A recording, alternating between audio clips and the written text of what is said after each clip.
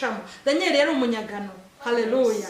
Mu nzira zose ducamo Imana igipanga ejo hawe hazaza kandi kahagira heza.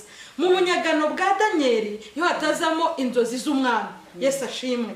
Haleluya. Arote zimubuza amahoro, ananirwa gusinzira, ananirwa kurya. Ahari Daniel ntiyari bubure n'igisubizo. Yesu ashimwe. Ariko kubera ko Daniel yari inshuti n'Imana. Haleluya. Arangije avuga ati ibi bintu bya hangayikishije umwami, abahanga bayobewe, abakonikoni, abacunyi, ariko Imana iri hejuru ya byose iri bubihishure. Yesu ashimwe. Arangije yizera Imana. Rero mu kurota inzozi kwa Daniel ku mwami, Daniel akazisobanura, byamuhaye kubona destiny. Haleluya. Kwinjira mu masezerano y'Imana yari yaramusezeranyije. Haleluya.